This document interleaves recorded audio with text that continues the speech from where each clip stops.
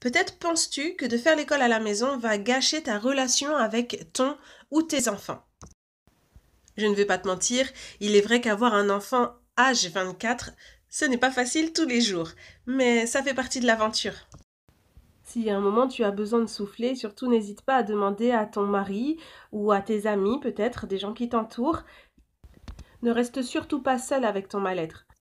Un conseil que je peux te donner au sujet de la relation avec ton ou tes enfants en IEF, c'est tout d'abord de ne pas te prendre pour une maîtresse, de ne pas te mettre dans un autre rôle à partir du moment où tu rentres dans l'environnement de la classe. Tu es leur maman, c'est toi qui depuis toujours les instruis et les éduques. Tu les as aidés dans l'apprentissage de la marche, dans l'apprentissage du langage. Chaque étape de leur vie est un apprentissage dans lequel tu es pleinement actrice. L'instruction, c'est la même chose. C'est la continuité de ton rôle de maman. Dialogue beaucoup avec ton enfant.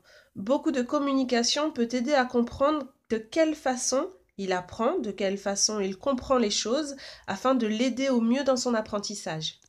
N'aie pas d'attente trop élevée, surtout au début.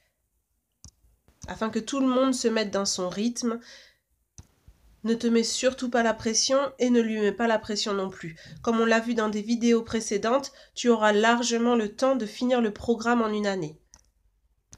Ton rôle est de l'accompagner dans l'apprentissage. Tu restes donc cette maman douce, affectueuse et compréhensive. Ton rôle reste le même. Beaucoup de patience évidemment, de communication et surtout, vis cette aventure positivement. S'il voit que tu es à l'aise, que tu te plais, lui aussi s'y plaira. Tu es avant tout son modèle. Et après cela, tu verras, votre relation ne sera que raffermie. Les liens seront resserrés. Votre relation aura évolué et il comprendra plus tard pour quelles raisons tu as fait ce choix pour lui. Pour résumer, de la patience, de la communication et de la détente.